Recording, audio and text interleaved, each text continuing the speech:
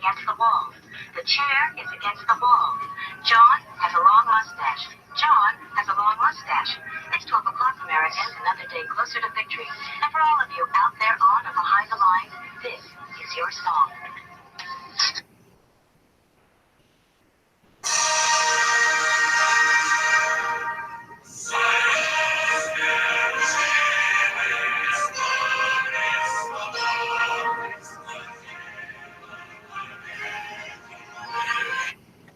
All right, well, we had to go back to the old way of doing things. Tried to use the new software, paid $50 for, but did not work. So try something else. So we're running live on gunchannels.com, community built for conversations like this one, projects like this one, collaborations like this one. And then we're using the YouTube tool to broadcast on our biggest soapbox. And we're talking about our Kalash batch. Flash Patch Batch. So it's a bunch of Kalashnikov patches, a batch of them, 3 of them. We drew these live on Adobe Illustrator to show the process of how to create a vector image from a standard picture. So we found some pictures online. We talked with the backers that were already on board at that point. And we got together and figured out this is the type of gun, and then we did the vector image, and then we changed it around a little bit, and we took that artwork, sent it to the manufacturers. They're working on that as we speak. Did the same, took a photo of a spam can, ammo can, one-time use, like a spam can where you open it up like a tuna can. We had a couple of lids in the collection, took some pictures of them, and this is the one that everybody came up with for the next in the series on the spam can patches. And this is a Hungarian patch, 762 by 54R. Some interesting stenciling and some color. And then last we wanted to do something humorous, so we did our third in the series, our second PVC Wolverine patch. This time a little Wolverine holding up the AK like in the movie. So everything's on schedule. It'll be wrapping up here in a few days. We have 51 backers already. We're at 92%. We're just within 100 something bucks of finishing. So we're just a couple of backers away. So we're online doing a telethon to talk about the project while we do the projects and answer any questions for any of the backers or anybody that's potentially interested in participating in the project. We also want to let people know that you're encouraged to share the project. Let people know. We still have 3 days, and we have some stretch goals. So the way this project works on the Indiegogo platform, we need the fixed amount of dollars to make it all work. So trying over the years of doing patches, trying to figure out how many we need to buy, and then getting a price point, figuring out how many people need to participate so we can estimate some shipping, come up with a number that allows us to buy them at a high enough quantity to get them at a low enough cost that we can buy some, ideally have some extra for the store, and make some of these things possible. So in this case, the patch that we really wanted to build was the big 9-inch long AK rifle patch. And I didn't really care which rifle we built, but after doing a couple of the larger patches in the last couple of years, I thought it'd be neat to try to do the largest PVC AK patch ever attempted. And it's not exactly easy. Our factory's given us a little back and forth with it, but it's looking good so far. And this is going to be an impractical patch to just put out there as a without having any kind of feedback or idea if it's going to sell. So the crowdfunding platform like this give us the ability to do 2 things.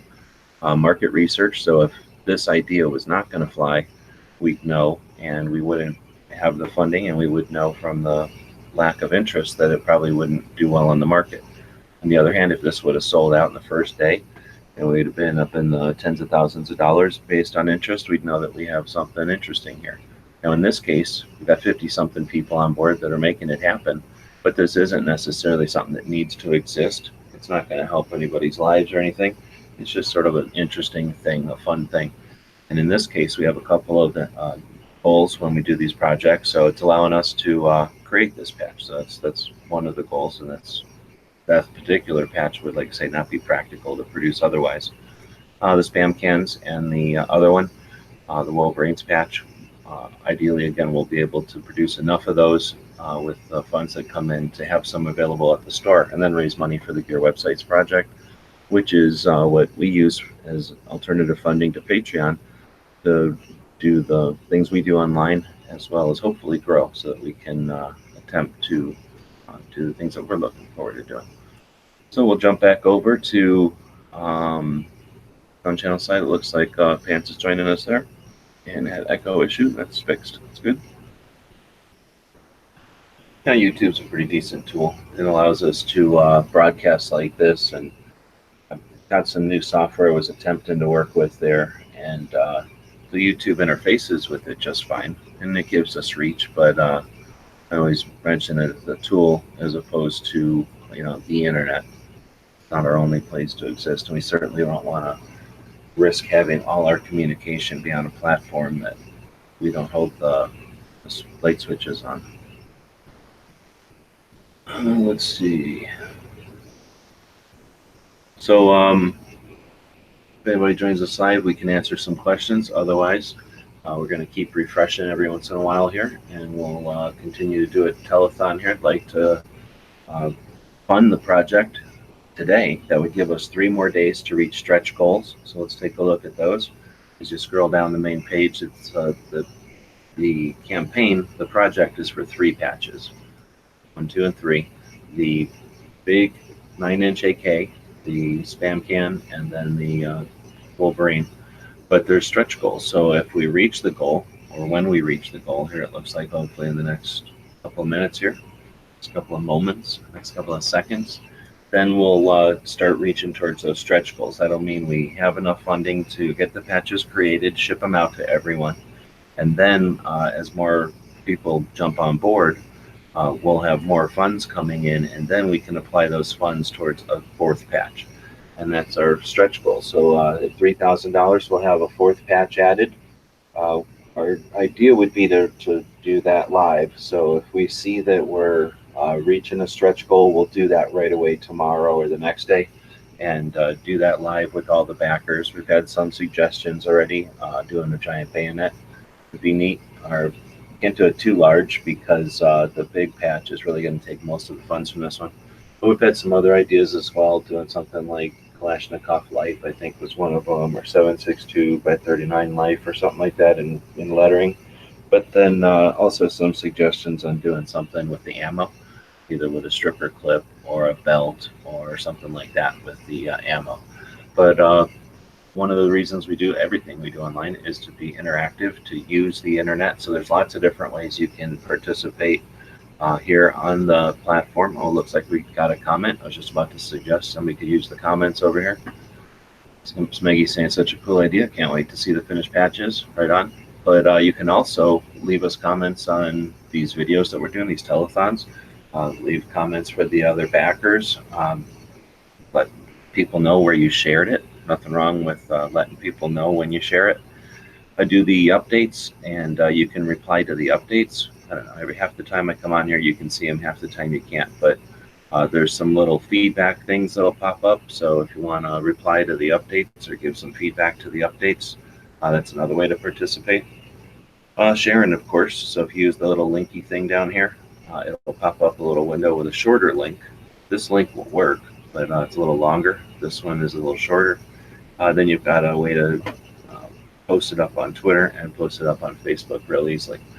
The idea of using these internal links is that the system, the Indiegogo system, sees that share. It sees that share with Twitter, and that applies to the campaign, and it applies to your username on the Indiegogo platform. So there's a couple of things to talk about here. We posted on the Indiegogo platform. There's also Kickstarter. There's also GoFundMe. I like the Indiegogo. It's kind of has the features that I appreciate, having the ability to do a flexible funding goal. So if I wasn't building a product here, if we were instead raising funds for something like guntube.org, right, a valued service for the community, that's something that maybe Mike could do something where he didn't need the full funding. He could do a flexible goal. In the past, we've done some other things where we knew we were going to get the products anyway. People were helping out. So that was a flexible goal. So let's say the goal is still 1776, but for whatever reason you only raise 50%. It'll still go through. Everyone will still get charged. You'll only raise 50%, but you will raise 50%. Now, in this one, if it stopped right now and no one bought any other or backed any other perks here, we would sit at 1630. We'd be a couple hundred something dollars shy of the goal. No one's going to get charged, and it wouldn't go through.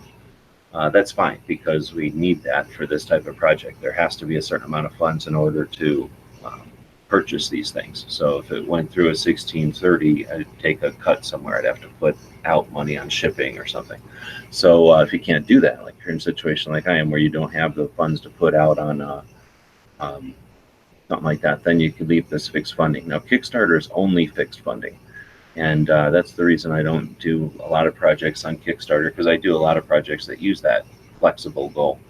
And then the GoFundMe is more long-term. This one was a 18-day project. I think GoFundMe, you set your dollar value and you run until you reach that dollar value, I think. I've only participated on projects on GoFundMe. I think I might have run one project over there a long time ago, and the interfaces and stuff, the ability to keep track of people seemed to be a little bit easier and more thought out in the Indiegogo and the Kickstarter, being much larger platforms, I think. So having it on the Indiegogo platform allows us to have a thing that says Kalashnikov. It says gun in here, and it'll have things like gun channels, and some of the backers and stuff will all be tagged in here. So that's putting stuff on a social media platform for venture capitalists, people that understand as capitalists, our wallet is a weapon. It is a way that we have influence, a way that we can vote.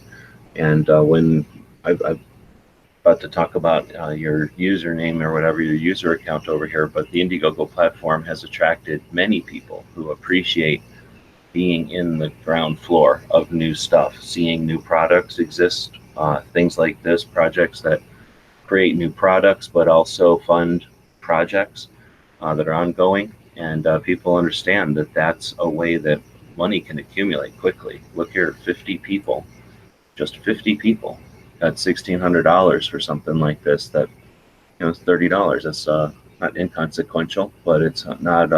Hopefully, it's not. Anybody's not getting into a financial burden with that. But if you had a project that was, in the $20 to $30 range, it doesn't take many people to accumulate some funds for a camera, for a trip, for some whatever you might be trying to crowdsource. So there's a lot of stuff on the Indiegogo platform, a lot of gadgets and doodads. There's quite a few restaurants and services and then movies and creative projects. But there's, just like anything, there's going to be some gun stuff compared to the rest. It's very tiny. And then a good portion of the gun stuff is anti-gun. So since we need to raise funds some way or another, I could just put these products on the store and then put a lot of effort into marketing to the store and putting advertisements out to the store, and that's valid. That's been a way that people have marketed for a long time. But I've found that this way allows us to put some positive firearm stuff on a platform that's out there, and I hope that other people will follow our lead or at least follow this path and fund their firearms related, Second Amendment awareness related projects on the platform. The more people that we have on the platform that are pro 2A, the more projects will appear up here, right? And then the more projects that appear up here, the larger percentage of the platform guns will be. So let's take a look at your user account. So when you go to fund a project like this one, these 50 people have had to create an account on Indiegogo. Just like Facebook or YouTube or anything else, you create an account, and then if you want to, you create a project. But you don't have to create a project. You can just have an account and contribute to projects. So this is a bunch of the stuff that I've contributed to over the years. So it's Sarge, people over on Gun Channels, that has a show on the regular, doing all kinds of Second Amendment stuff. He had a patch funded, so he helped to get the funding to get his own PVC patches made with Allen Anchor out in California. Rick's Life as I See It, again, tried to get some patches made. Anyway, we had some other stuff in here.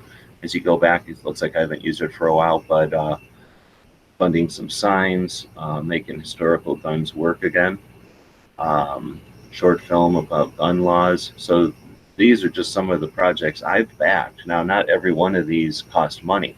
You see, I'm not super wealthy except for that one there. Most of these are under $20. So if the project doesn't complete, then you're not going to be charged. So you can contribute, you can participate in these projects. Sometimes you know they're not going to succeed, but you can give them some encouragement, you can give them some funding potential. And then if enough people see that, well, there are some other people on board, you never know. So I've seen some things get funded that I wouldn't expect. I've seen too many things not get funded that should. But again, it's a valid exercise in capitalism, in my opinion. And we've been fairly successful with the platforms. We don't take, we don't shoot for really big projects very often. So the medium-sized projects, I guess you'd call them, are definitely a potential. So I'd like to think that when we do these projects, we do it in as much transparency as possible without giving people everybody else's email addresses and stuff, or addresses. But if you have specific questions about these, I've been happy to jump off air and show people the details of the campaigns, what it looks like to have a completed campaign, what it looks like to be in the midst of one. So right now we're in one. If you've been interested in doing a campaign like this, let us know in one of the 2A workshops. Try to do those every Tuesday and every Saturday, more often than that as possible, going into the Gun Rights Policy Conference here in September. So again, one of the ideas here is to share the process and the I don't know what to call it, like the consequences or the follow-up, because there's quite a bit of perhaps behind the scenes stuff that you don't think about when you have 50-something people participate. Then you have a bunch of product that needs to be created, and then anticipate the shipping between there, and then anticipate all the shipping this way. You got to anticipate how many internationals will be in there, and accommodate them. It's easy to disregard something like international, but then if international brings in hundreds or thousands of dollars, then it'd be foolish to completely ignore them. So all those things end up being difficult to research, and with gun-related stuff, it's sometimes even more difficult because you get into maybe a group or some sort of panel somewhere, and people are talking about this stuff. They ask about what your project is, and they just sort of clam up. At least I've seen that happen a couple of times, or I've heard of that happening. And again, we're trying to offer with gun channels and with these projects a way for people to get some transparency on that stuff. All right, are the patches made in the USA? Man, I wish they were, but they are not. They are made in faraway lands with toxic chemicals by slaves and robots, and that's why they're so cheap, and that's why we're able to do it. I wish there was a way to do them in the US. In fact, I'm actually working on at least trying to develop some stuff, but without having a lot of time or finances for materials. That's been a slow going. I'm not in the patch game like some people, so I'm sure I've heard of some PVC stuff being made in the USA, but that not at the price points that we're able to do, and then still keep the projects online. But that's a great question. Our sewn patches are made here in Tucson by us, so yes, those are made in USA. Our stickers are made by Owl and Anchor over in California, so those are made in USA. Our decks of cards are printed in Texas, so those are made in USA. Our overall goal would be to, but with all the toxic chemicals and robots and stuff, I guess we're not allowed to have that stuff here. Thanks for the gun calendars. It's really helped me share info. Well, right on. What I'm working on with I'm going to switch screen sharing so it doesn't get weird here. With what I'm working on, what I tried to go live here with the telethon earlier today is with some new software that I did purchase, and I'm going to have to put it on the newer laptop, which means I'm going to shuffle laptops again here.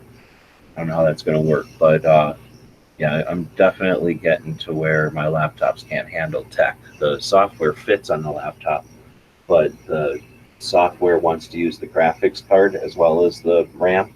It's a way that video and streaming stuff are able to go quickly and utilize the whole resource of your computer instead of, as computers developed and as software and the internet developed, or online stuff developed from computers, so they built it like that. Now that you don't need to build things that way, they incorporate some of the burden onto the video card, and my computer has almost no video card, just so to speak. It's just an old lease type of thing that you'd give to somebody in working on spreadsheets in a giant office building somewhere. And whenever those leases ran up, it got refurbished, and I bought it inexpensively. So my computer's nothing fancy, and it is old, so the software glitched all over the place.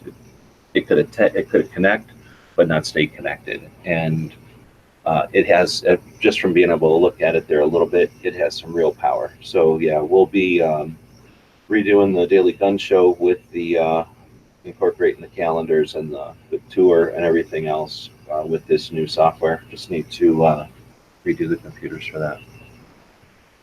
Need recommendations on tech, let me know. Again, I'm not buying anything right now, but I've been watching some stuff, debating whether or not to get rid of the Adobe software, watching some of the people that have cut the cord, so to speak, from Adobe, and they usually get into some tech. And again, the stuff that even the basic software today is years ahead of what my computer was built for. So I am going to need to eventually upgrade, but it'll more than likely be laptops. I know what everybody thinks about that, but I'll probably stay Windows, and we'll talk about the Kalash batch again, because this isn't a general chat. This is a telethon. We're talking about this Kalash patch batch. So I'm going to refresh the screen. We're at 52 backers when we started. So that means the next backer is going to be number 53. We're at 94%. So depending on, there's a couple of different perks people can grab, depending on the perks that they grab. We'll see where we pass the bowl. So we started off with, let's a set of 3. That makes sense, right? 3 patches, that's $30. And then we did a set of patches times 2. So you get 2 sets for $60, same price basically, just get 2 of them right away. Then we had an issue with the Canadian shipping. I just put rest of the world in there for shipping. I didn't put a special price for Canada. And that's not really fair to Canada, I wasn't thinking. So Canada contacted me, appreciate that. And then we added a new level here for Canada. So if you're in Canada and you're grabbing one, this is like $2 shipping instead of $5. Problem is, when you put it international, I never know. I don't get a lot of international stuff, so I'll get either nothing or I'll get 2, and it'll be like Australia and Denmark or something, like going in opposite directions. South Africa is super expensive too. So I'll get a real expensive one. Japan is kind of expensive, but I don't get a lot, so it'll just be 1 or 2 expensive ones that'll cost $15, and then Canada, which is like $4. But Canadians hardly ever buy stuff. Maybe it's because I put the shipping too high. Anyhow, so it's always been a gamble with the international shipping. Anyway, so we added a new level for Canada. Looks like 3 Canadians took us up on that, so thank you for that. And again, that's the kind of stuff that we learn as we're doing these things. Perhaps I could do something, I don't know, I like to put it free shipping. There is some ways you can play with the perks where the shipping is added to it, but I think that's kind of lame. If it says, hey, it's going to be $30, then you go do your PayPal and it's $37 or something, or $42 for some reason because of shipping. That's lame. So I leave it at $30, and that's shipping included. Then we added a single random, and I had no idea if people would do these or not, but figured I'd throw them in there. It looks like 4 people did, and that's what kind of screws with the projections. So when I first figured this thing out, I figured it would take 50 backers, approximately, give or take, based on that $30. But as soon as you bring in a $1 or $9 one, that kind of messes with it. So that's how we're at 52 without being quite funded yet. But I suspect it'll be another 2 or 3 backers, and we'll be set. So we'll hit the refresh button, see how many people jumped on. Nope, nobody. So we'll go back to looking at gun channels, and we'll drop that link to gun channels over here. Let's chat about gun channels a bit. So gun channels is a community. It's about 6 years old now. We started it out because of YouTube. YouTube was a pretty interesting thing. It kind of evolved as from kick in the nuts and little kitten videos, and it evolved into a place where people would post videos for their projects, their hobbies. Even businesses started to use it.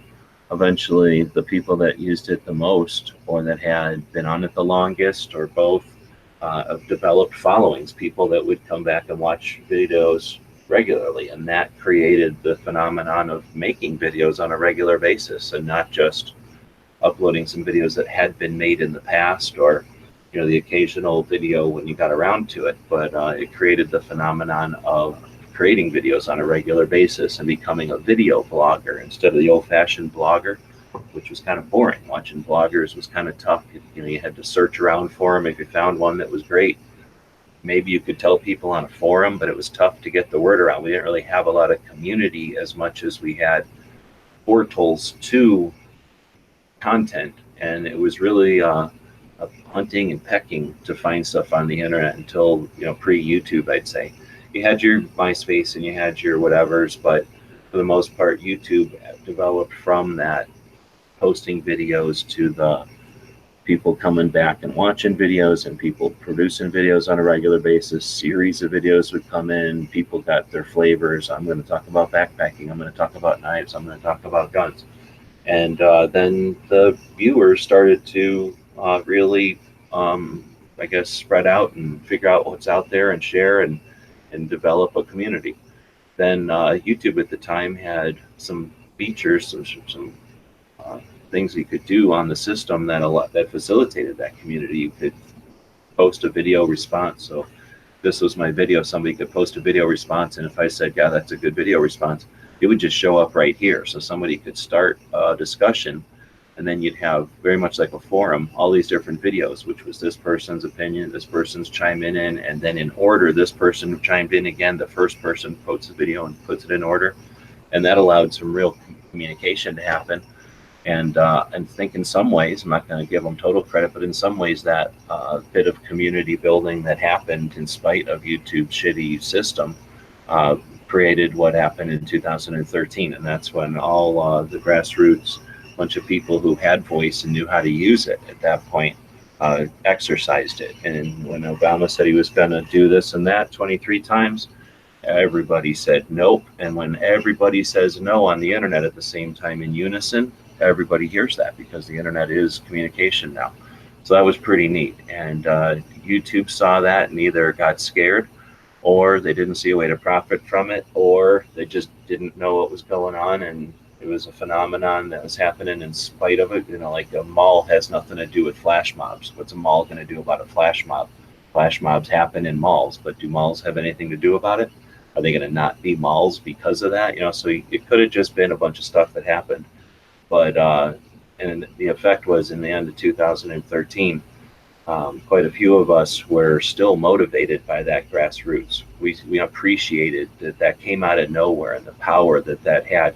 Some of us had been around for 1994 and remember the echo, remember the quiet, remember the peace and calm as far as gun rights go for the decades after.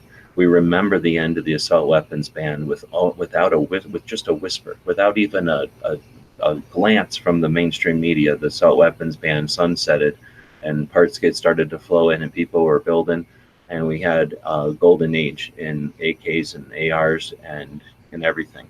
And we remembered that, and we knew that that's the way it should be, and the way that it could be, and that wave could just as easily keep going and challenge the 4473s.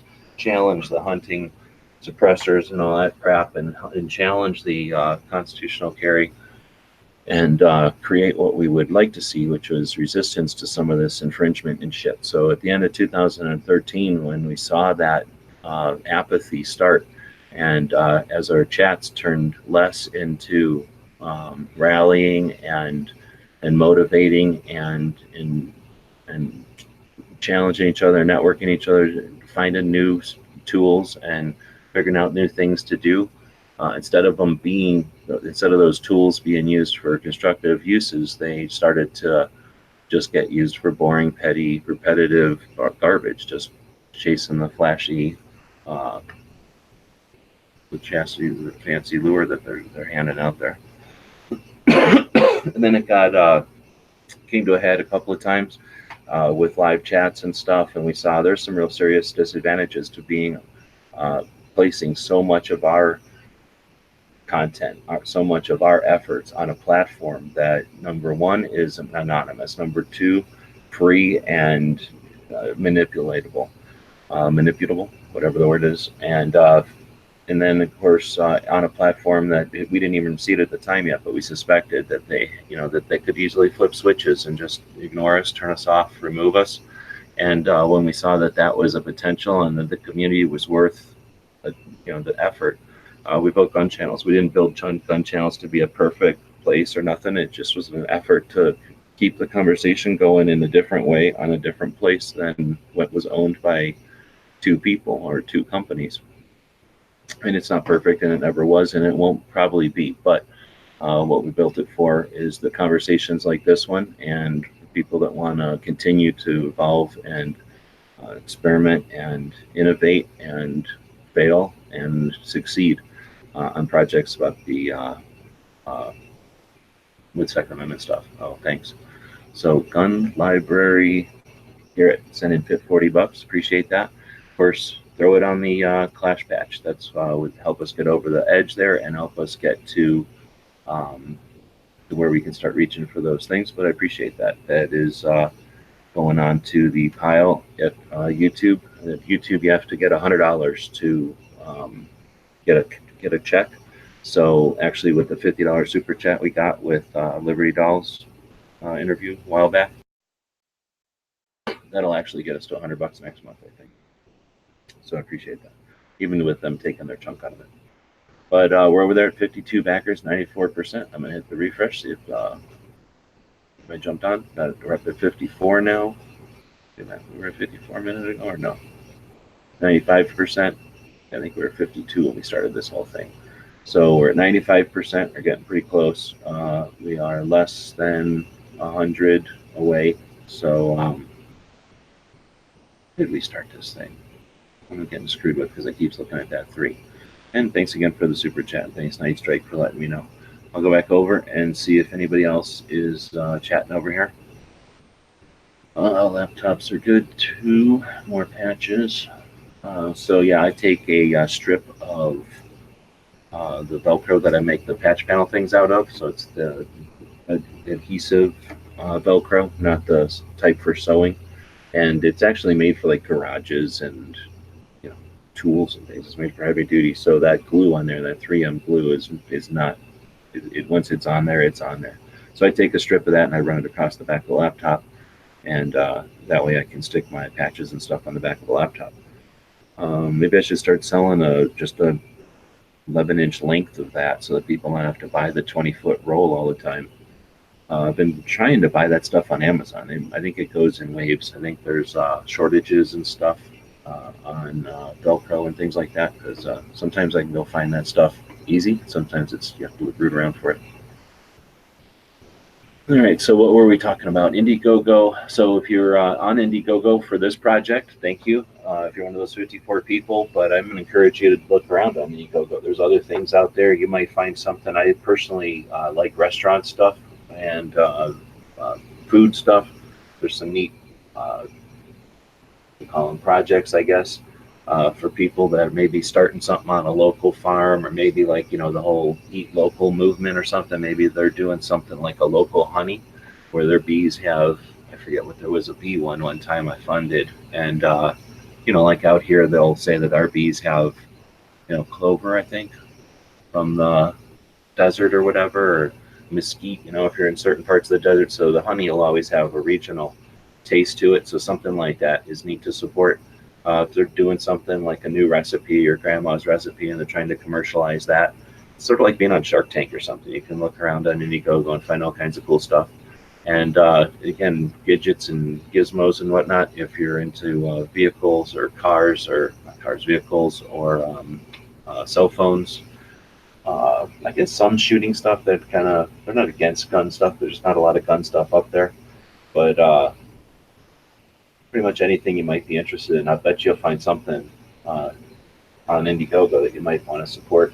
And again, even if it doesn't back it, you can show your support for it, and maybe they can retweak their project and be more successful. Uh, the Indiegogo is different than just doing something from a website or from a Facebook or something. Is you've got I don't want to show you, but you've got these tools over here on the right that I'm not showing you that are abilities to reach out to those 54 people. So that can be real handy, especially again if you're doing something gun related in a region or of a specific area of interest. Then those are some people that are focused on what you're focused on. Let that refresh. Didn't really plan this, but I was actually trying to test that software, that new software to do broadcasting. And like I say, it's pretty neat. It gives you the ability to do some neat stuff, bring some chats up on the screen and put branding out there and information. So I'm really looking forward to what I can do. I'm going to bring the Daily Gun Show to a different time of the day and use that new software.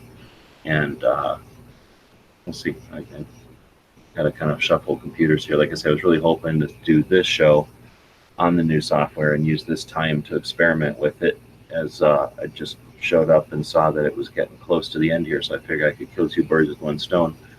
Unfortunately, I can't use that new software right now, so I am just doing this broadcast. Shin is sagging on my head. Oh, I see. Oh, I see. Do the headliner with hook and loop. Interesting. I've done a couple of different headliners. I guess it all depends on how it's being held up there. If you're going to glue it up. Just ordered a bunch of Velcro on Amazon. Really? You can, when you order it on Amazon, I can get it just the one side. I can get just the side I care about. When you order it anywhere else, pretty much you gotta buy it. Well, not really. You can go straight to a manufacturer or something and get it. But if you buy it off Amazon, you can sometimes get just the side you want and not waste your time buying a bunch of the hooky part that nobody cares about. But on the other hand, if you've got some projects where you want to start hooking other things to your Velcro panels, then that hook part might be useful. I don't know. It's the middle of the day and it's the 5th of July, so I don't know if I should send out links or not. I guess I could try that and see if anybody wants to join us for the telethon today. Otherwise, last telethon on the 3rd of July, sacred. I have a telethon on the 4th of July. On the 3rd of July, we were moving some videos over to Unstreamer. So I don't know if I want to go do that again. I pretty much swamped Gunstreamer with AK-47 videos the other day. But I don't see too many people out in the gun channels or the even on the YouTube side. Patriots out there, Garrett, thanks again, and then Night Strike and Kingpin. Of course, can't see who's out there. They're not saying anything. Roosted's out there, and Niner Millie. So I don't know if anybody else is out there or not, but I'm going to send some links out to the typical guests of the show.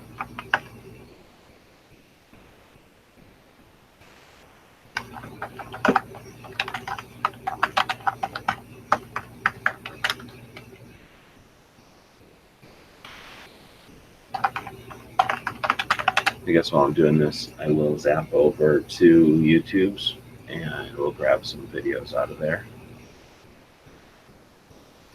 So when you've got a bunch of them privated, the only way to get them is to not show you this, I suppose, because I'll get in trouble. So the only way to get to them is to find your video manager. And eventually it'll pop up. There we go. Type in AK-47 in here.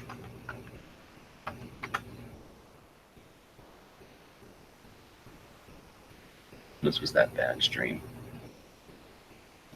5 minutes of me clicking on the keyboards in silence.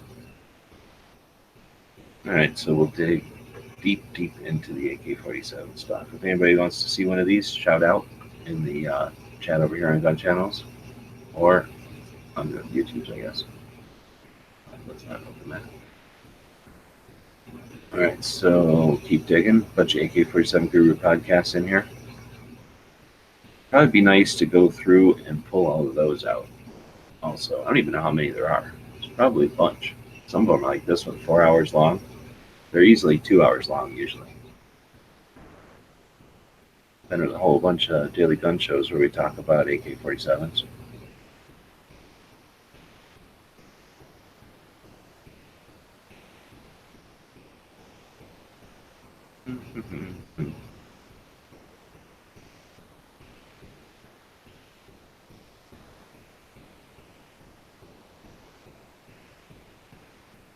Oh, maybe I should have done ammo. That would have been interesting.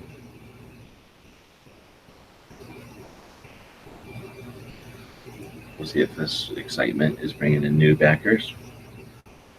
No. No new backers. Alright, now we get to some actual videos, maybe, almost. Nope, still daily gun shows all over the place.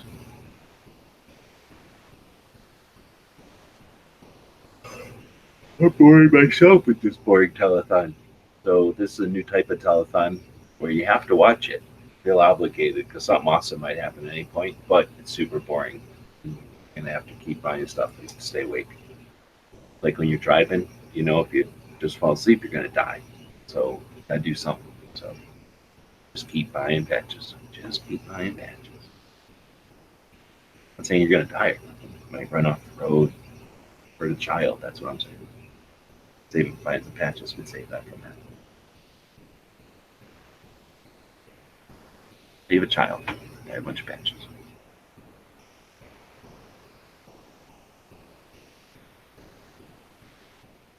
How many daily gun shows there are? Holy moly. A bunch of these are AK-47 Guru podcast also though. Here's 32 minutes of ammunition collect. Oh no, that's not. That's we've already watched that one the other day. Because this is still only 2015. We got to scroll back into pre-14 probably to get back to the videos that we haven't seen yet. Here's 5 minutes on the AK Spike. Everybody likes AK Spike bayonet. 44,000 views. Y'all even turn the volume. AK-47 slings. Just kidding. I don't care about slings. So we're going to take a look at this underfolder Spike bayonet. So this is a Chinese Type 56. This particular one was made by B West Industries here in Tucson, which was an importer and builder, manufacturer.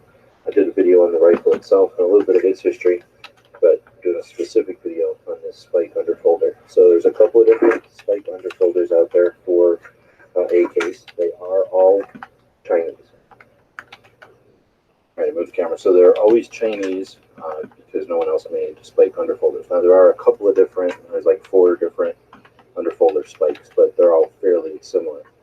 So they're unique. They're not like a standard bayonet lug. So they're kind of under the front sight post, not so much under the gas block like we're familiar with our modern AKM and AK-74 Bayos.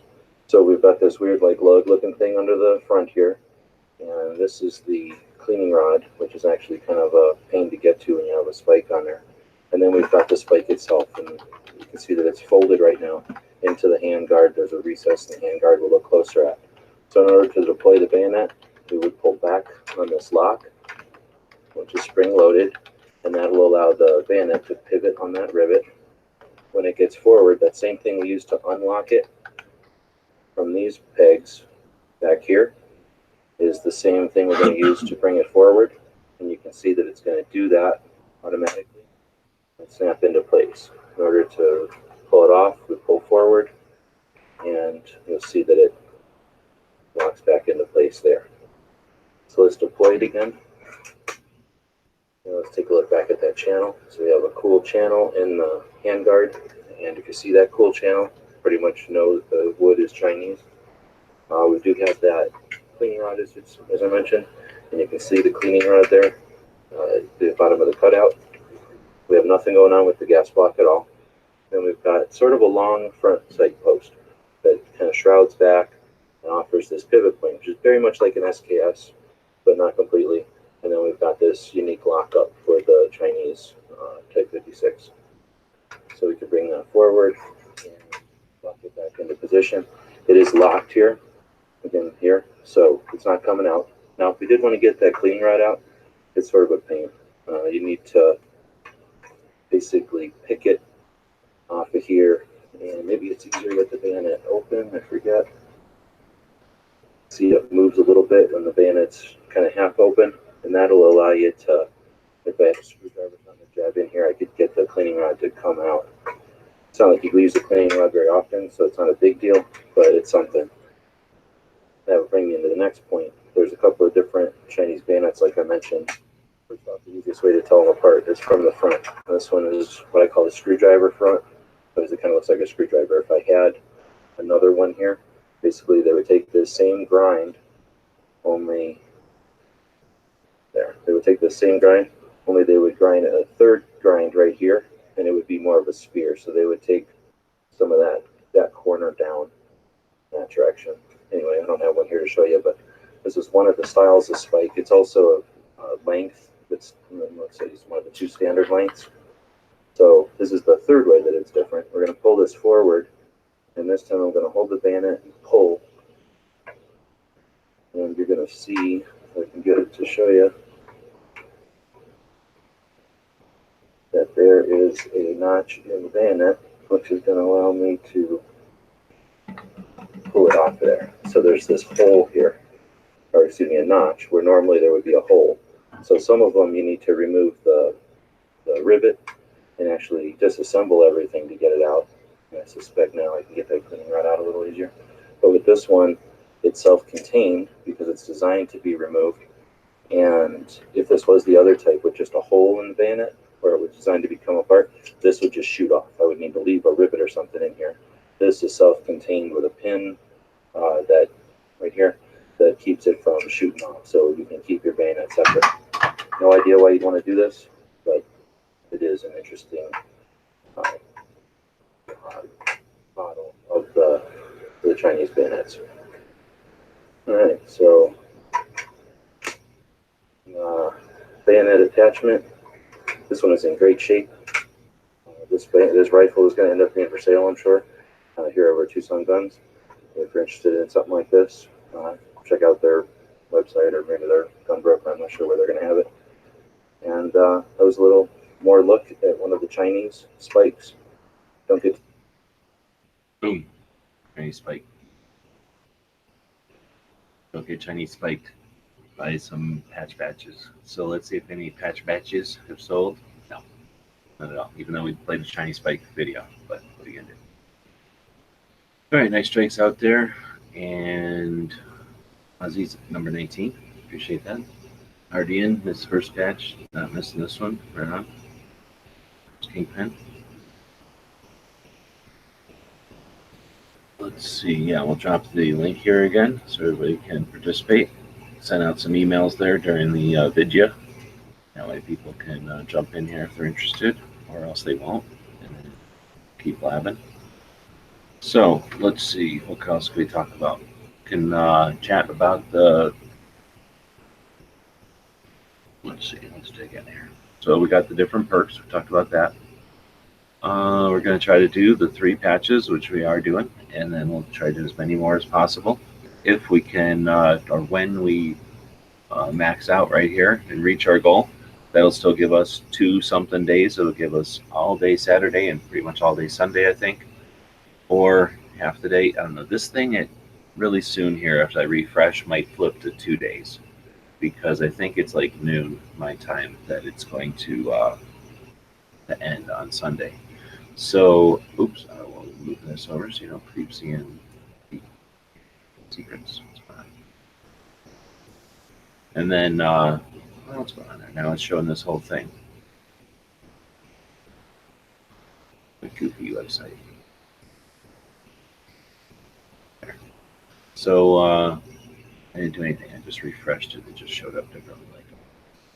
So anyhow, we have the perks. We talked about that. We talked about stretch goals. We talked about this timeline. We haven't talked about that.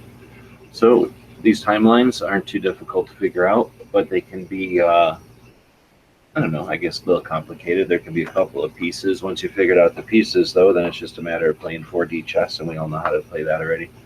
So we went live on the 20th of June, and that went out to our Patreons first. Thank you all for keeping us alive and doing our thing, keeping us online. And they got first crack at it, and then went out later to gun channels. Then we started creating the patches. I didn't put them into the timeline here because I wasn't sure when I'd have time to do them. But we pretty much did one on a Saturday, one on a Tuesday, and then one the next Saturday. We drew those live. Part of the projects are to can do everything with this interactive stuff, so it's not just entertainment, but also to offer links and some insight as to how the process goes from grabbing an image to drawing it and then making a vector image out of it, and then well, you'll see a bit of the process when we can about how they're made. Beyond that, and then let's see. So we did all that we could while we were drawing them on gun channels and 2A workshops. Then end of June, the art's all to the manufacturers already, so that all happened. And we got no patch samples yet. So I don't know, they don't have the same holidays as us, but for whatever reason we didn't get any patch samples yet, probably because I was being super picky about it. But whenever the fundraising will end on the 7th, I guess that'll tell us. Yeah, the 7th is a Sunday, so it'll end pretty much noon on Sunday, I think. That'll be the end of the thing. The funds will go through. It'll charges, or everybody's cards will get charged, I guess, on Sunday. And well, we're already in the process, so at some point the manufacturing will happen. We'll have paid for everything by then, and everything will get shipped over here. We're hoping that that'll be early August or late July, ideally. And then we can get those back turned around to y'all by August 10th. So August 10th is the day that The Best Movie Ever Made was released back in 1984. And this way you'll have at least one Wolverine patch, if not 3 AK patches to brag your friends about on Red Dawn Day. They're all going to feel like a bunch of punks because they didn't get in on this. But you can make friends happy by letting them know about this campaign now, and they can get in on it. Then you can all go around telling the rest of town about how you all got patches nobody else did. Talked about the stretch goals already. The impact will be difficult to measure, but will it make your patch paddle cooler? Yes. You can make this project successful. You can help make this project successful by making a video about why this project must be funded. Did anybody make a video about why this video must be funded, or why this project must be funded? No, I don't think so. Create a cool post about why this project must reach the stretch goals. Now, a couple of people have made posts about it. Let's go take a look at those people's posts. Mostly on the Instagrams, because that's where I pay attention. I don't know what's going on Facebook. I tried to hook this live stream up to Facebook earlier, and I think that's why it broke, because Facebook sucks so bad. Or Yankee doing something? No.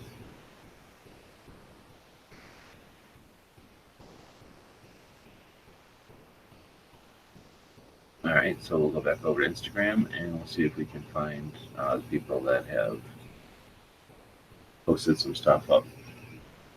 Ryan Shotgun with Charlie's posted some kind of bridge. Oh, that's probably the bridge where the whole thing started. Kind of food. More food. Up at Cody, some guy's shooting a Sten. Interesting Sten. It's got no mag in it, I guess. That's why you're seeing right through it.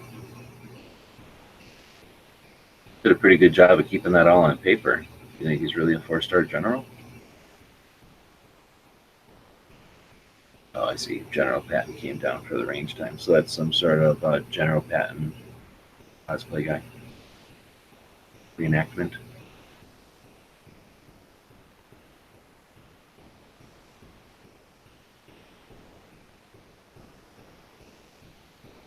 Alright, maybe this wasn't playing good.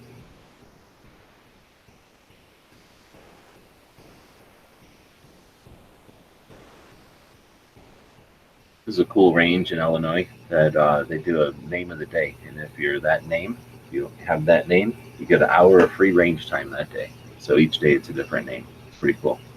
Reason to watch their Instagram, and then the reason to take somebody to the range. It's their name. Well, I swear I saw some up here earlier this morning, but I guess because I already looked at them, they're never going to show them to me. Hey, look, there's the gear report. Humvee. I don't know. I liked it with the two-tone doors. I don't know. I like the two-tone.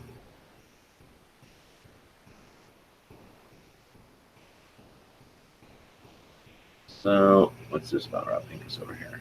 2AO backs the coalition amicus brief defending due process. So, we'll go up here and we'll do hashtag something maybe.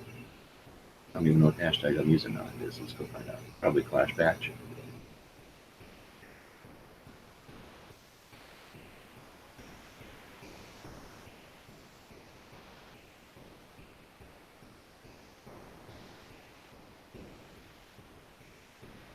No, not that many.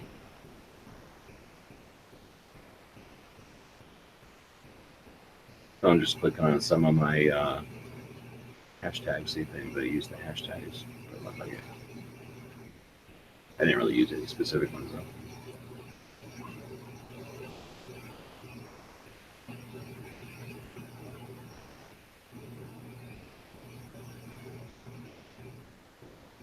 How am I going to find these things? So I know some people have posted them. Stupid Instagram. Now, of course, it's going to show me all the ones I've already seen.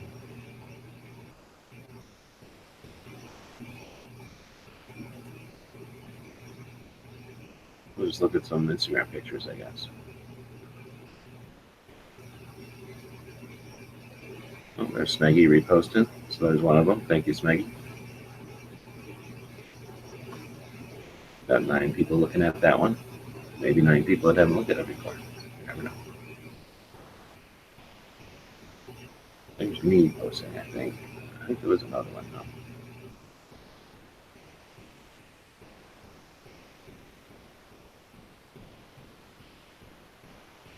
I can't get my scroll to work. Pretty sure there was another one. Even this morning, there was another one. All right, well, we'll quit trying to look through Instagram, but appreciate the people that are posting why they should reach the stretch goals, and then don't let the communists win, because they would win otherwise. But it looks like we're going to probably fend off communism here unless it just stops dead in its tracks.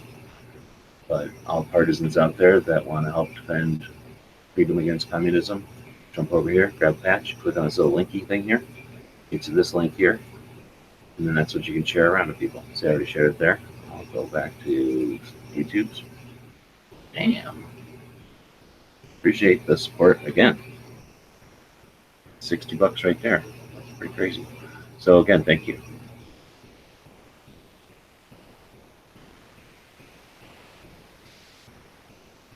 So the telethon is working. We made more money this telethon than we made last all year on YouTube. Start doing telethons. So we got 13 people watching. I guess I should flip this over from top chat. So let's see. You can go up here, go over here, and you can say who's participating. See how weird that is? 2 people. I know there's more than 2 people out there. Tom's wife, welcome. Pants is over here. So this here is the new sticker, the Avenge Me sticker that has not been out yet at all. I don't think I've put them out anywhere yet. So those I'll save a bunch for the participants of the patch batch. They'll get the new Wolverine or the new Red Dawn sticker. And then our patrons will be getting that one as well. Thanks to everybody that keeps our stuff online. Pink pins out there, right on. So let me see if that turns my participants list. Oh, look at that. See, I guess it just only goes after who's saying stuff, even though freaking Garrett posted this giant super chat. They're not even acknowledging him as a participant. They're like, whatever, money, yeah, whatever. Even though YouTube took a big bite out of that, $7 out of that. Eating it right now. Manage moderators. What's that all about? I've never done this before. Well, I'm not going to click on it. What's all this? Toggle timestamps. I like timestamps on. Y'all leave your timestamps on or off? I like to see what time people are saying stuff. All right, well, I guess we'll go grab another video since we'll get something to drink.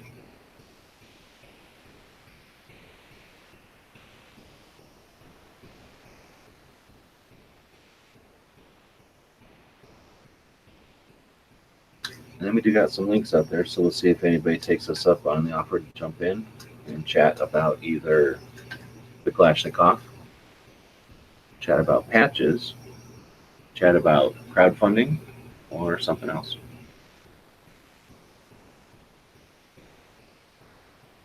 Let's see. If anybody's got any suggestions out there as I scroll through these things, let me know.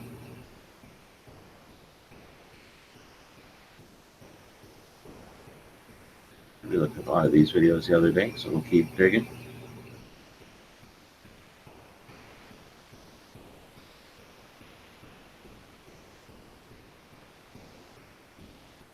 We looked at that factory map one. I think we looked at those cards also.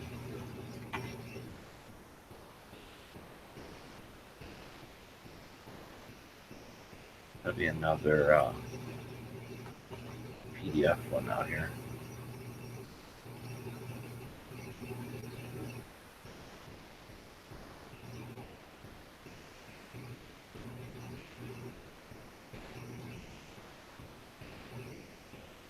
We didn't really look at too many of these book ones, but I'm sure nobody wants to look at all these book ones.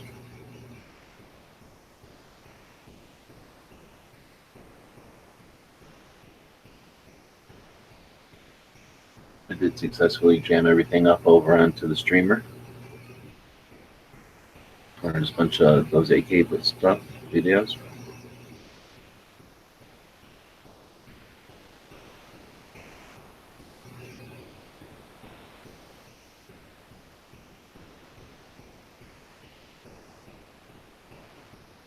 Neat briefcase AK. We'll take a look at that one.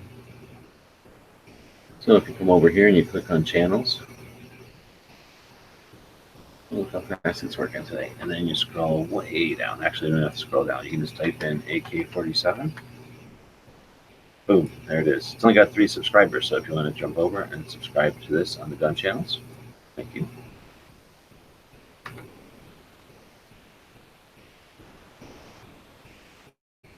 Big thanks again to Garrett. Every time I look over there, got that big orange thing. It's pretty cool. So this is a video about a operational briefcase. Our friend Mike, in just outside of Tulsa. Ready to deploy your gun. I mean, Hi, with Mike at Firing Line in, well, just outside of Tulsa, Oklahoma. we have actually got a Russian KGB briefcase Oh, an operational. that this here gun here goes in. There's an operational case. And actually, the gun would fit actually in this case, and we'll set it in there here in a little bit, and let's see. But this here case was made to be carried with a weapon in it that have a loaded 30-round magazine, and it could be deployed basically at any time with pressing the button. And it retains its shell, its brass. And this one here comes away from the gun. Oh, okay, drops out. Okay, okay. This right here is one of the very first designs. Now, is this considered an AOW? No. Okay. No, because you don't fire the weapon from the actual case. Right on. Okay. We can. So it connects to the rear trunnion He can there, walk or in, the front trunnion. and when he's ready to deploy his gun, I mean, he could just, he's like, right now, he can have the gun ready to go. Pretty neat. That's pretty awesome. Ready to deploy his gun. I mean,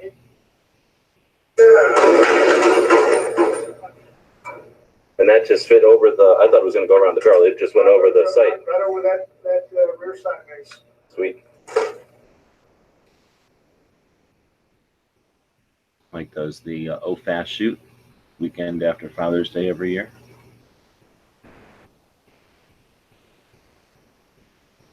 Okay, let's look at this video. This will be a good one. And also pull it over to the gun stream. Well, I guess I can't pull it to the gun stream. We'll just watch it. This is also right near Tulsa, just a little bit east of Tulsa.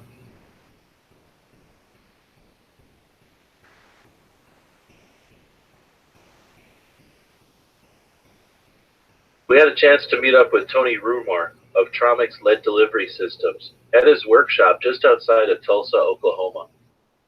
Tony's been building firearms since 1999 and has a reputation of building exotic and custom firearms. And in 2005, at the request of one of his customers, he started looking at the Sega rifles and shotguns and doing some custom work with them. Over the years, he then developed and then perfected a few custom conversions to Sega rifles and shotguns.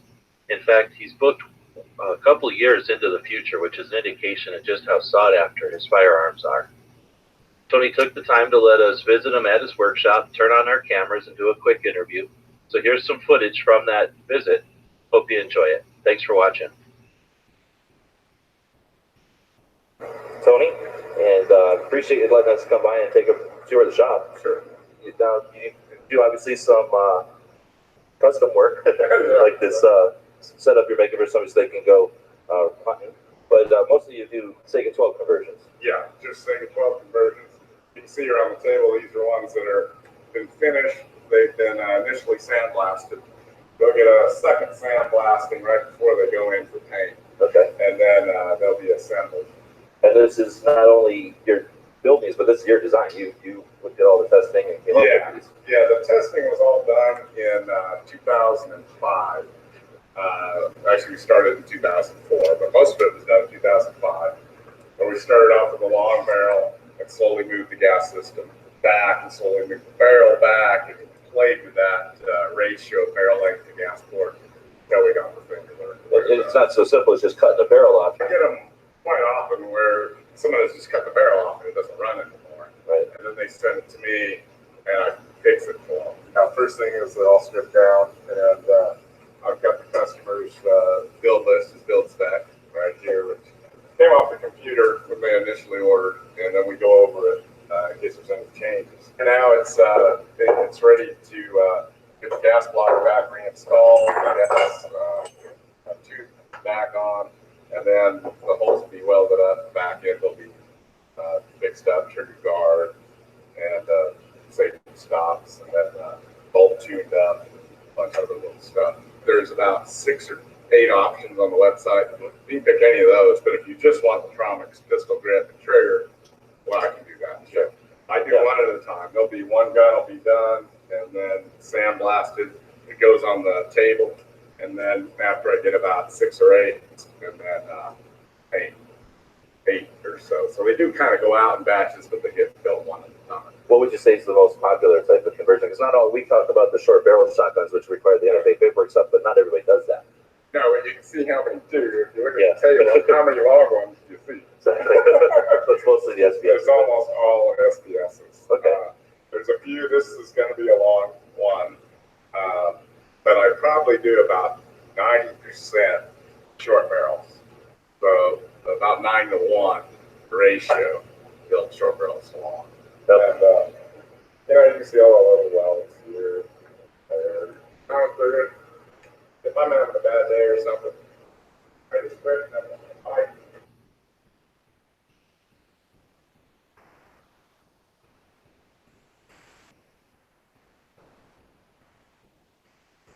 Very popular. We have them in both polymer, which is very light. Oh, yeah. And then we have them in solid billet machine aluminum. Okay. And then powder coated. They're quite a bit heavier. Now, I like about them is when they fold, they're flat to the firearm, but they're also just enough relief there that you can leave your side plate on it. Yeah. Yeah. It's designed to go around an optic mount and hold them flush. Because with, at least before it's an NFA item, you've got to worry about 922R, so that gives you a nice solid US part for that too. This is an early one. I built it a long time ago. I came in for a little work. The owner changed the top cover and to put a sight on it. But top cover doesn't have the, there's a guide shim that's installed, the bolt carries down, and it doesn't have it, so he sent it back to have that put in. But it's an early lug with the custom bayonet lugs. So he used to make bayonet lugs for the 612. Yeah, it's got a poly choke, tech. And, Now, is this a 7.62 or is this a shotgun? this is 12 gauge. Oh. This is 12 gauge. That's 7.62. So with the bayonet lug, was that for looks, or did you guys make a bayonet with a big ring? No, it was just for looks. Okay. We just had the customers that asked for it. So Well, now that I know they exist, I'm going to be asking. I'm a fan. That's cool. made a few. And I'm sure if you wanted to, you could modify that. But Oh, I will. Now that I know it's, I didn't even think about it. Yeah, definitely. if you don't have a lot, I just know Tony jumped in. Hey, Tony. Hey, what's going on, G-Webs? Not too much. We're just doing the telethon here. Hopefully last couple of minutes of the Kalash batch project. Awesome. Batch is over here, so I just figured I was getting close to the end. I think we just got another backer there. So we were at 54 before. We just got to 55. So it looks like we're way less than $100 at this point away. So we're just a couple of backers away from finishing it. I figured I'd go live and invite a bunch of people so that we could chat about whatever's going on, turn it into a bit of a 2A workshop. I tried to use some broadcast software that I had a fail on. I don't know what you're doing, what time you got, but you got a minute to talk about your podcast, Tech Talk? Yeah, sure. You guys are using Anchor? Tech Talk? Well, you guys Yeah. are using Anchor still? We're still using Anchor. It's messing up less often. So it's fine. I mean, again, it's a free app. So you can complain about it or you can pay money and get something better. I'm assuming you'll get something better for money. Yeah, that's the assumption. I've just paid for this software, and it's, I guess you could say it's better, but it's more than my computer can handle. Like my computer can't handle it well, so it might be better, but it doesn't do me any good. So there's all, everything's relative, right? It really is. I also use Spreaker. Now, I pay for that also, and I only use that to download the podcast from Anchor, and then I upload it to Spreaker and send it to whoever they have, that they distribute it to. But they also include YouTube, which puts it on my YouTube channel for me. So that's what I do that for or with. I like that. I like to be able to do that. I was checking out just switching over to Spreaker itself, but it's not as easy to operate under as Anchor is. And the reason we use Anchor is because my partner and I are on the road and busy. And this way we can use the phone and communicate and get the podcast recorded at any hour. And that's really worth it.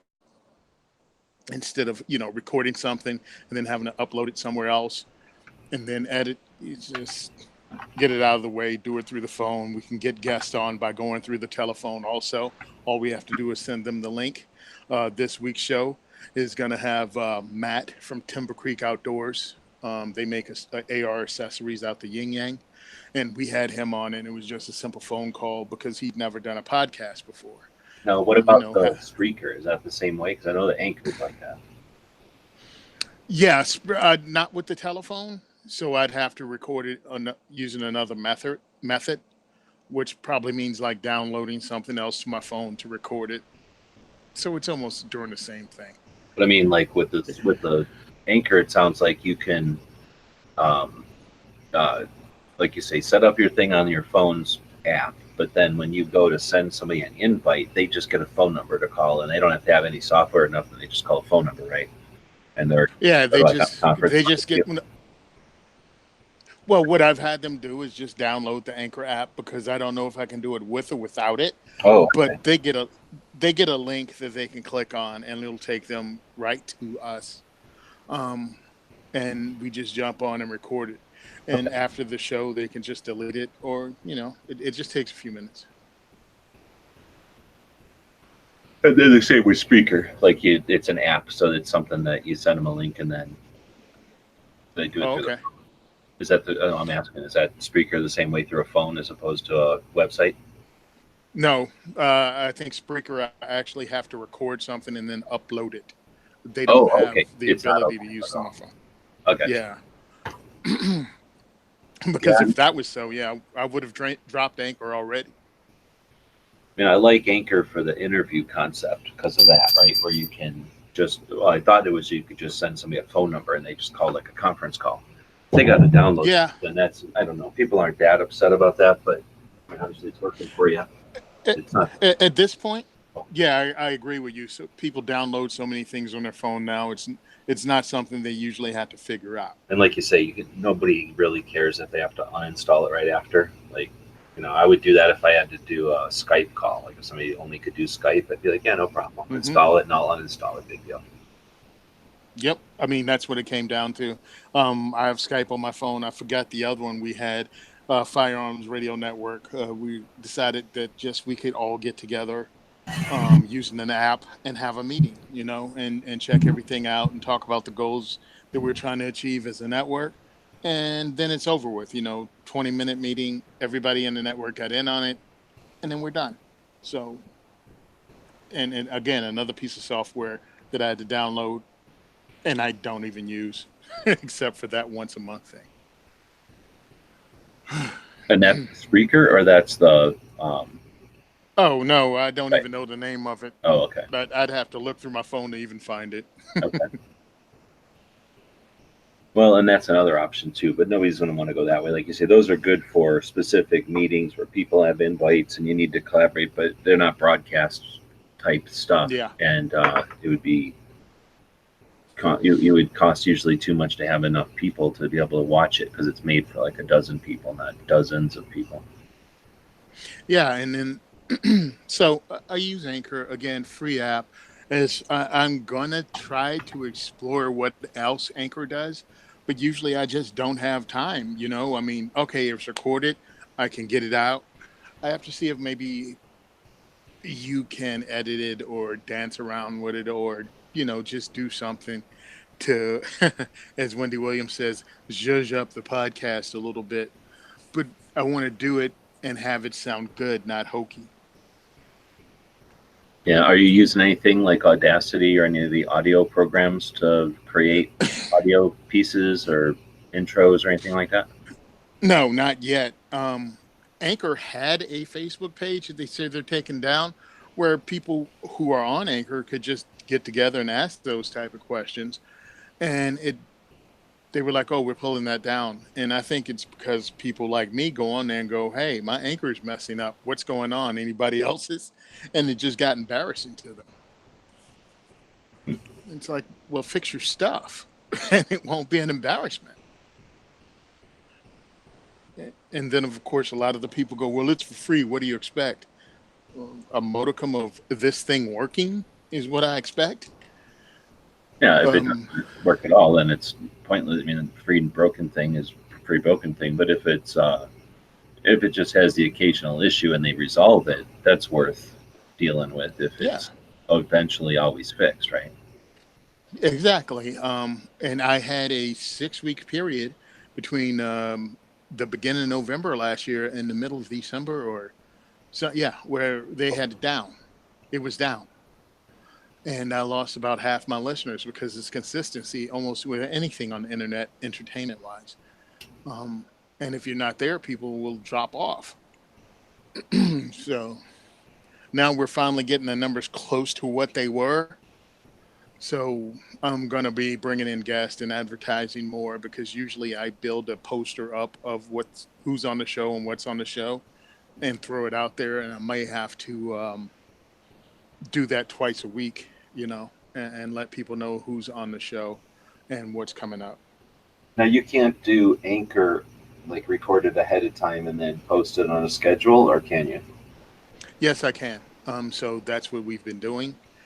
We record usually Thursday nights, and then I release it the next Thursday. Right now, that was our schedule. We used to do it Thursday night and then release it on a Sunday, and we got behind. And then I had to release shows twice in one week because we did have it in the on the list, already ready to go. We just couldn't release it at the time. Now, when you record it and then are going to schedule it for later, can you pull it down and fiddle with it and then put it back up a different audio file so that it has like, editing? I'll have to look into that. Okay. I've just been using the simplest form of this and putting it out.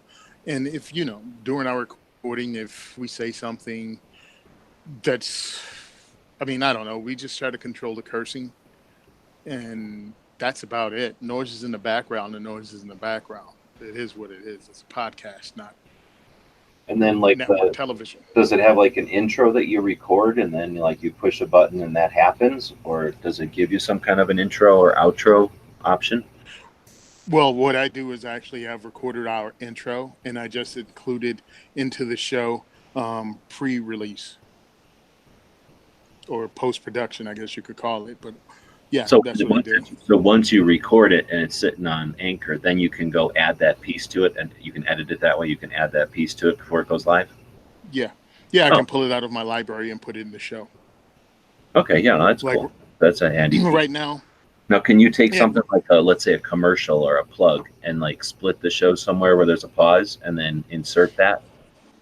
yes, what I do is 10 to 15-minute segments. We try to keep it down to, unless it's conversation, then, hey, it's my podcast. It'll go as long as that conversation is relevant. But yeah, I break it down like that, and then I can put commercials in between with transitions. And that's just between all on the different Anchor parts. software. That's just all in Anchor. Yeah, and that's just me doing it. Okay, so I'm thinking, because I got a couple ideas for Down and Dirty podcasts, and I might start looking into Anchor for doing those, because that sounds like everything I needed to do. Oh yeah, it's down and dirty. It's really simple, and you put it out there, and you're done. Yes, if you want to shine it up and do other things, I'm sure you can download it, from Anchor after you record it, remix it, and then upload it back to Anchor and put it together really nicely. But I'm trying to get this done.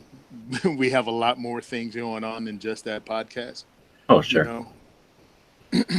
Well, that's sort of the balance we all have, is how much effort to put into each project. And ideally, you got more than one project because, well, unless something happens, one project doesn't, you need just one to do everything. So Clover jumped in. Thanks for joining. Hey, Yeah, hey, Tommy. So we're in a telethon here. I noticed that the Kalash patch batch is getting real close to completing. I think we were at 53, 52 when we started, and we just hit 55 not too long ago. So we're 95% funded. It should end hopefully soon if we can get a couple of backers. So I eventually downloaded what's the X one, the streaming thing, StreamX, or I can't think of the name right now.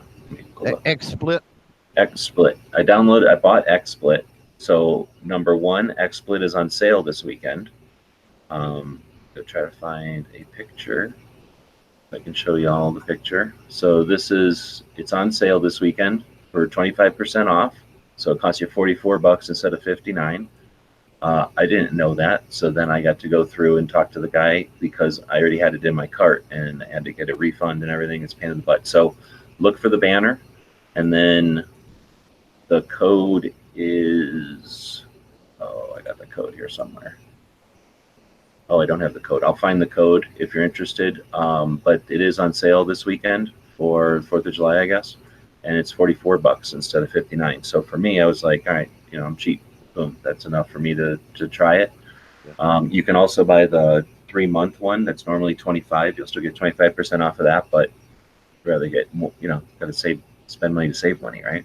So I went with the year, downloaded it, and plugged it into Facebook, plugged it into YouTube, plugged it into a purple one, and I plugged it into Twitter. So then maybe another purple one. So I had some accounts out there. I created one new account, streaming platforms out there. And the neat thing about XSplit is it can stream to all of those, I guess, potentially. But it's software. It's on your machine. So that makes it dependent on your machine. So I downloaded it, got it all set up, knew that I was getting towards the end of the patch batch here. So I figured, okay, I'm going to test the software, play with it, You know what I'm talking about as far as having the screens, playing with they call them stages. I forget what they call them, scenes or Scenes. whatever. Scenes. And, kind of getting the hang of it, playing with it. It is certainly better than OBS, at least because I'm using an old version of OBS, it turns out. So it's just interesting to play with it, set it all up, and I was getting frustrated because I could not go live. I think I figured out that XSplit uses video card processor and RAM, where my computer here is barely a computer as far as new software is concerned. So my computer can't handle it. I was connecting momentarily fine and then dropping.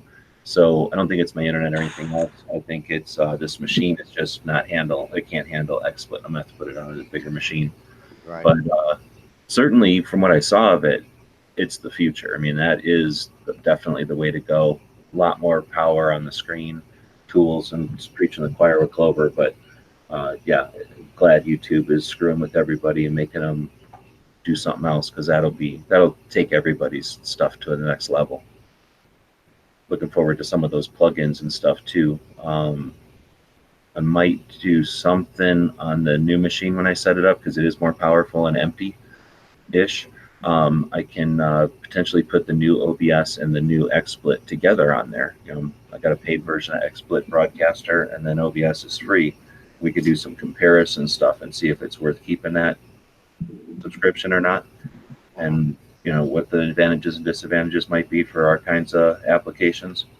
And I'm looking forward to Streamer and Tube getting some kind of APIs plugins so that streams can go right to those platforms. Yep, totally. Anyhow, so that was the story this morning. I tried working with that, and it's not all successes. So unfortunately, you don't get end result every time you spend hours screwing with some stupid thing. And in this case, hopefully we'll be able to learn from our mistakes and help other people from stepping into some of the mud there. But anyway, that was the beginning of it, and now we've been live, and we've had a couple of backers join or jump on, so I appreciate that. We're hoping to, we just got another one, so we're at 99%. 99%. I think we might be at the last backer here, and I figured we'd make it a bit of a two-way workshop. So we can talk about Kalashnikovs if we want. We can talk about patches, because that's sort of the theme of this one, and we're all on the patch batch. And then we can talk about the platform, the Indiegogo, or crowdfunding in general. We could talk about the Gun Rights Policy Conference. As Tony was talking there, and I saw Clover jumped in, I started a course. Why else? What else would I think about except for I wonder if everybody's going to be at the Gun Rights Policy Conference in September. So, there's been efforts in the past when people wanted to attend an event to do their own crowdfunding. Is there any potential in doing a group crowdfunding effort to get a house and as much travel, maybe do something where the amount of money raised will go towards accommodations, and then after the accommodations, divided to help everyone with the trip, and potentially do something like that where everybody's efforts could be focused on getting as many people as possible to an event like Gun Rights Policy, where they might not be able to, afford to put that into their schedule every year or this year. Right. Yeah, I like that idea. Oh, heck yeah. Anything that helps. Do you think you'd be able to go, Tony? September 20th, that weekend? Yeah, actually, Andrew asked me to speak this year at the policy conference. Speak for Gun for Hire, or just speak about the diversity shoot, or how did? Yeah, I don't know. Andrew, darn, I can't think of his name. His dad runs Gottlieb. That's it, Andrew Gottlieb. Asked me to actually speak at the conference this year. I don't know what about. But he asked me what did I do, because he was introduced to me. I was introduced to him by Aaron Paulette, and so I told him about the activism I do in Jersey, and he said, "Yeah, I'd really like you to come out this year and speak." So I'm like, "Really? That's cool."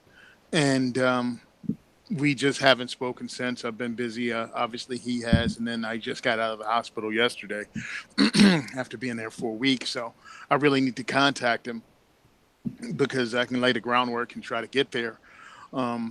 Days off might be a problem now, because I just used up my vacation days spending a week in the hospital. So I'll see what I can do, but I definitely want to get out there because I've watched it, and I want to be a part of it, especially the workshops we're talking about doing before and afterwards. Also, Yeah. just getting together in person and learning and trying to improve what I do. Well, and it's It, focused on 2A instead of trying to do a review about this or worrying about meeting up with somebody because you wanted to find out about that bag or, need to worry about something happening 6 months from now. It's all just 2A stuff and it's all going to be pretty much, I'm assuming, focused towards next year. and that's great because oh, they told me to take it easy when I had pneumonia.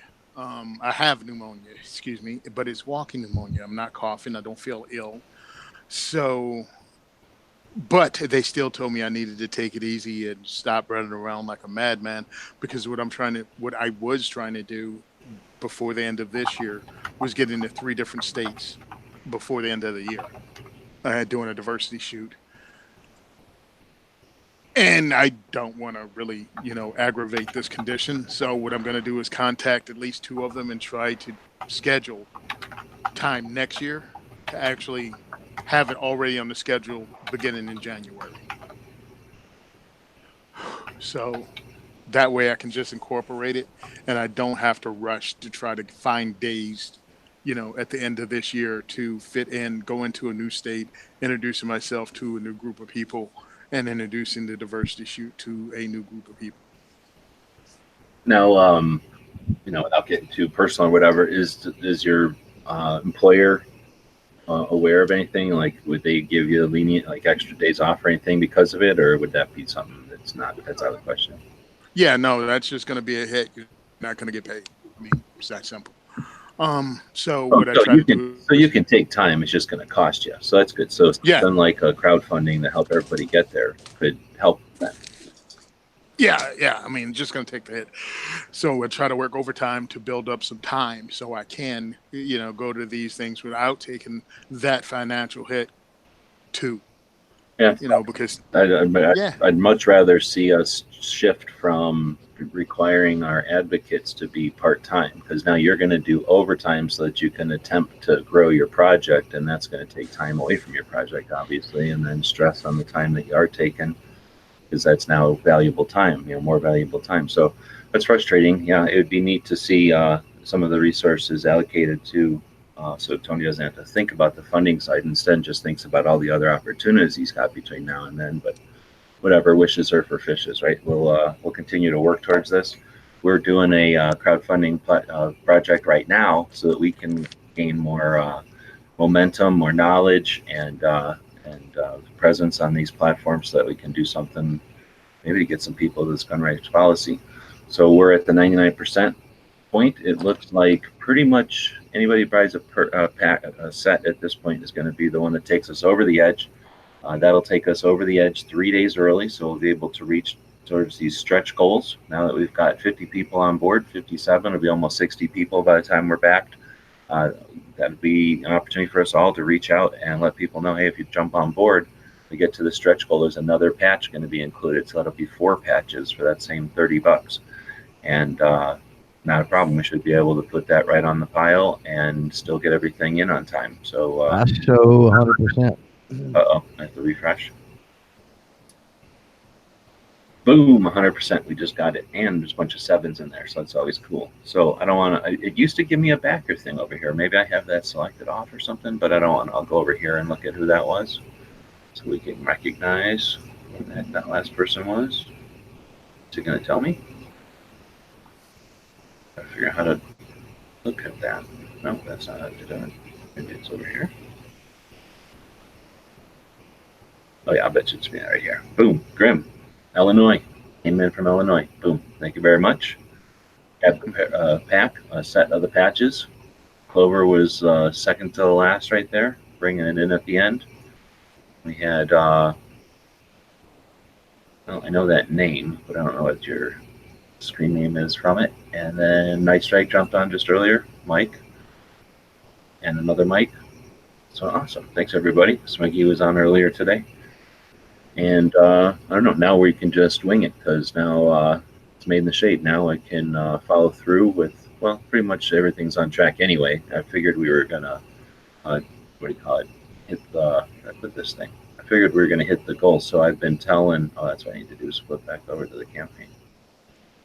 I figured we were going to pass or reach the goal, so I told the manufacturers just proceed as if we were going to purchase them. So I would have been kind of in a predicament if we wouldn't have passed it. But in any case, the AKs are already in production. The spam cans are good to go, and well, I don't know what they got going on, but I haven't heard anything about the Wolverine one yet. But again, it's the art is already over there, so all of them are as far along as they can be. And now that it's backed, we've got 3 more days. It'll be 2 more days. I'm surprised it hasn't rolled over. It'll be around this time on Sunday that it'll end. So potentially I've got a couple other cards up my sleeve, I guess. I was going to reach out to some of my friends in the AK community, but I kind of wanted to wait until it was backed so that I wasn't so it's more of a sure thing. I think more people tend to jump on board when it's a sure thing potentially. So if you know anybody that's interested in jumping on board, I think the stretch goals are well within reach. They're not that far off. It's $1,000 or something, right? Or it's a little bit more than $1,000, 1,300. Yeah, and then we got another one on there. Okay, so anyway, we can stop talking about that. We can say thanks to the people that are watching live. It's up to you guys, Tony and Clover. Do we want to take it and turn it into a 2A workshop? Chat about anything. If anybody's got any comments or suggestions out there, feel free. If you're watching on the Gun Channel side, grab a link and join us. Well, yeah, we can a little bit, I suppose, because I kind of wanted to chime in. I mean, it's a bit early, but I kind of wanted to chime in when we were talking about GRPC. Yeah, I've been trying to figure out. As a matter of fact, I got on this morning and I was, weighing flights and weighing rentals and looking at lodging and looking at some different stuff because sort of expressed my frustration the other day that it didn't seem like very many people were, unlike NRA and SHOT Show and stuff like that. I mean, nobody has any interest in going, unfortunately. And so, being able to group up and share travel costs and some different things like that just doesn't look like it's in the cards. And so I'm trying to figure out, okay, what am I going to do? Because, the sad thing, I mean, the things that kind of make us money is SHOT Show and NRA in a way. And so, do I take what little reserves I have now? Do I, and spend them on GRPC? Do I try to, crowdfund for something like GRPC? And if I try to crowdfund, is that going to go well? Because it's not like it's SHOT Show or NRA, so it's not as glamorous or interesting. But, yeah, I was working on that. I had to record a podcast, and then I got a call. And like I said, I'm going to keep this all kind of vague, but for now, because I don't have the details exactly hammered down. But I got a call from a company that I work with. And he said, "What are you doing?" And I said, "Yeah." I said, "I'm, just got through with the podcast, blah, blah." Anyway, we talked about some stuff, and I don't even remember how GRPC come up, but it come up. And I said, "Yeah." I said, trying to figure out, how to make it out to Phoenix." And he was like, for GRPC. And he was like, he's like, "How much do you think your travel cost is going to be?" And I'm like, "Well, I'm looking at, $133. That's base cost, right, on a flight. And then you potentially got to carry on and tax and whatever else." I said, "So looking at a couple of $100 probably on a round trip flight." I said, "And then coming to Arizona, so there's going to be guns. You're coming to Arizona." Well, yeah, potentially. I don't know that I'm going to go through that hassle, but but I said, yeah, I said, looking at, a couple hundred, bucks on potentially the flight. I said, at least $300. I said, and I'm pretty confident. I said, I'm not picky on lodging. Pretty confident I could probably get my lodging, for that. I said, so I don't know, probably $500. And he's like, that's interesting. He's like, and so anyway, he said basically that there was the potential that company would cover my travel costs to go to GRPC. And then so a conversation ensued, kind of like what we talked about last night on After Hours in a way, right? Broker in the deal. It was a back and forth conversation that started on, what do we get? What can we get for this, and this, that, and the other. And, one of the things I mentioned to him, which he totally understood, this particular company is they're not anti-Second Amendment, or, they don't ignore the Second Amendment or have weird views really on the Second Amendment. But this particular company caters more to the FUD life. They really do. They cater more to the hunting community. And I told him, I said, being brought on and, mentioned as much as I possibly can that, my travel was provided by you guys. I said, to a gun rights policy conference, to a straight up 2A event. I said, from a perspective standpoint, I think is good for your company, because you could have, non-hunters and stuff that are out there that are sort of discounting maybe some of your products. They've heard about you before. Your stuff's innovative, this, that, and the other, but, maybe they haven't given you much thought. Whereas, now they see, oh, well, look what they're doing. They're actually doing something for 2A. They're helping people to, at least somebody get to the Gun Rights Policies Conference to then turn around and help spread whatever messages or marching orders or whatever needs to be spread from that conference. So, by proxy, right? They're kind of stepping into the 2A arena. And it was just a really interesting conversation. I mean, I'm tickled that, I was worried about it, and now hopefully I won't have to be, and I can actually make it, because I really wanted to make it, and I was going to do everything in my power to make it. But I actually had a conversation with my wife the other night. I said, I want to go, and I'm willing to do whatever I need to do to go. I said, but that still leaves that possibility that I can't pull it off for whatever reason. So it's almost a sure thing at this point, and so that takes some of the burden off from having to worry about it. But yeah, I mean, if you deal with companies, just from my experience with talking with this one, I mean, lay out a foundation and say, hey, I'm willing to offer this, this, this, and this, and really push that angle of, look, this looks good on your company because you're involved in 2A efforts, not directly, but at least you've got by proxy or some agent, right, that you're sending out to do those things. And that's what it's all about. And that's how free market works, right? So we're not going to expect everybody to learn how to do all this and try to get there. So instead, I'm going to go up to the top of this Indiegogo thing right here and click Start a Campaign.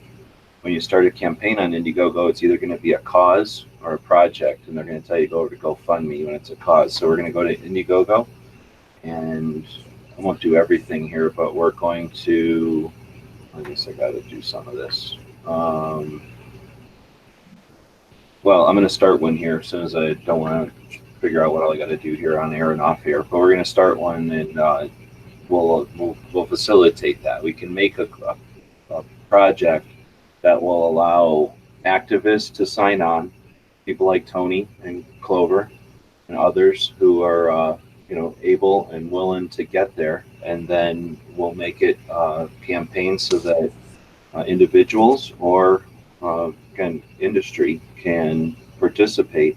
And what we'll do is, like I said, we'll try to get some accommodations that are useful or something, and then give everybody an equitable chunk so that there's, it facilitates everybody getting there.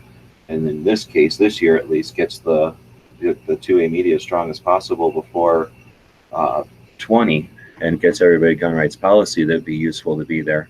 And then we can use the project, whoever actually participates, we can figure out like, okay, this gun shop in New Mexico helped out, and you're a content creator in New Mexico or maybe nearby, right? So we can maybe help facilitate some of those relationships so that people aren't, again, we as a community aren't relying on the ability of people to not only create content, not only attract audience, not only have the ambition to go to gun rights policy, not only fund it, right, but then make a relationship with some kind of industry to try to offset some of that cost. That's a heck of a lot of ifs, and if we're going to wait around forever, it'd be nice if we had people that strong and able. But why should we wait for that, right? We can create a catalyst as a thing that we can all focus on, and another effort to very much like the patch batch, right? Except do it a little bit differently so that it creates less product and more,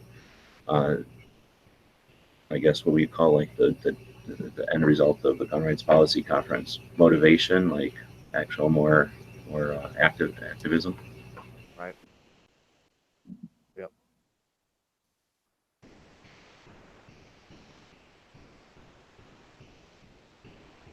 So I tried to be the last backer for the Kalash batch. It looks like I missed it by a person or two. Everyone was trying to be the last one, I think, huh? I guess, yeah, we got a couple, and it's already up to 101%. So thanks. It's up to 1792. So we're $30 over. So we're over by one. And again, hopefully we still got enough time with the busy weekend here. Hopefully some people are off and paying attention to the web. Decide to jump on now that it's a sure thing and get us up to 4 patches for $30. What is that? $7 a patch. It's pretty decent. $7 shipped, considering one of them is the largest Kalashnikov patch ever designed in PVC. It's not even legal in some countries. Most, like Australia, can't even own this. Nice. It's even illegal in some states too, I hear. Well, in California, you might have to cut the mag part off, or cut it down, or pin it. That's going to be up to the people in California to do that. Right. It's gonna be legal in Jersey, but as soon as I get one, they're gonna ban it. Well, I've made it modular so we can take out the semi-automatic mechanism, and you can have it as just a patch shell. There's no semi-automatic mechanism. Dude, sweet. Is that the patch from Red Dawn though?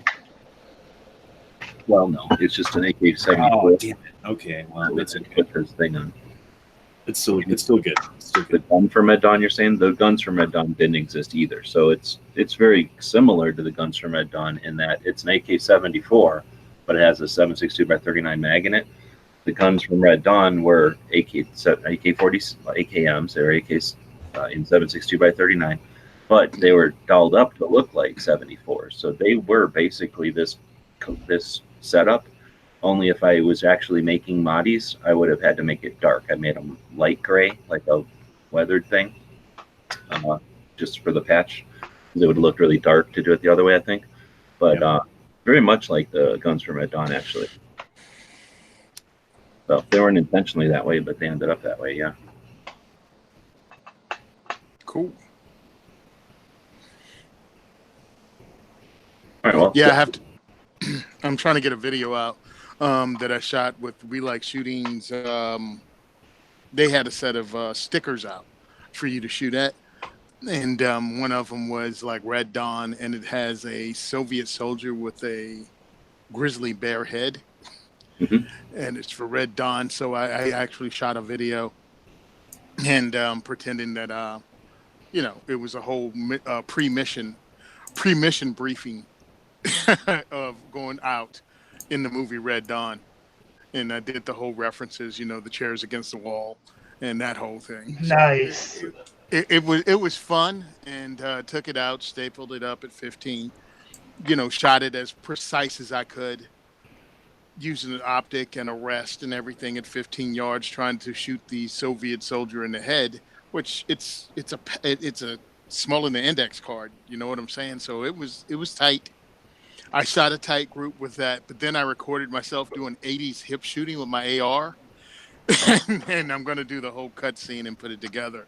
So, of course, it looks like, I'm hip shooting. And then, of course, I do a really tight group, because that's how television was back in the day. Great. When they needed to be, yeah. Otherwise, they missed when they needed to also. Well, the bad guys always miss because they use their sights and aim. Yes, they did, didn't they? They'd use their sights. Good guy would shoot from the hip, nail everyone in the room, never run out of bullets. Oh, it was so corny. So much fun. Now, Sean says... Yes, it was.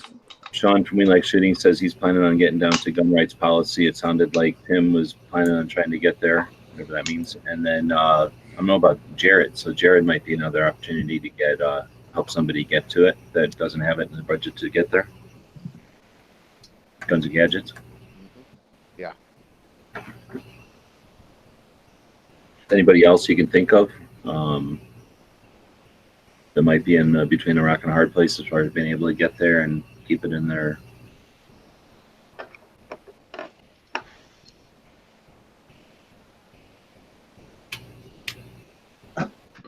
Yeah, no, I don't know, man. I mean, is Tim from Military Arms Channel going? But then again, like it's probably not the. I don't think he has to worry too much about the financial part of Right. it. That's what I was gonna say. Or like in time for it type of thing.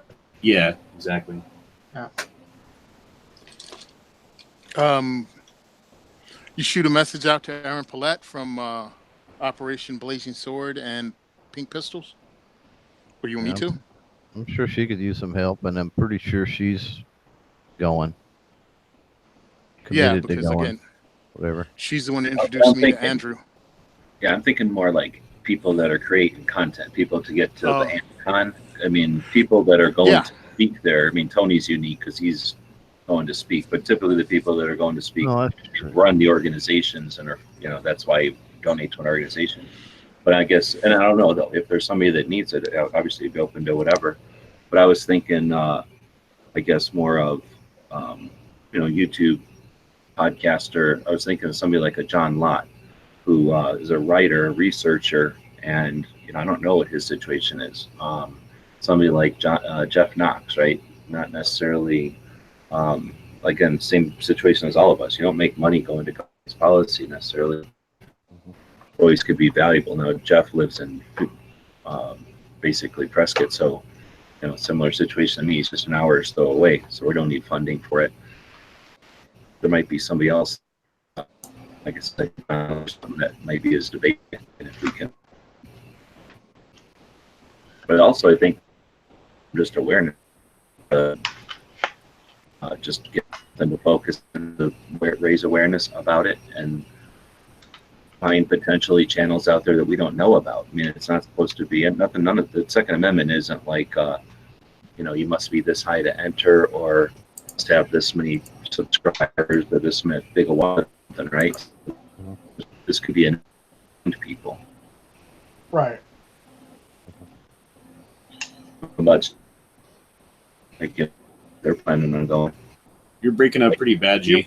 You're starting to break up a little, G. What about streaming? I don't know, going. That would be a thing to have there. I don't know if Gunstreamer's going. Do you know Clover? Do you know if Justin's going, Clover Tech?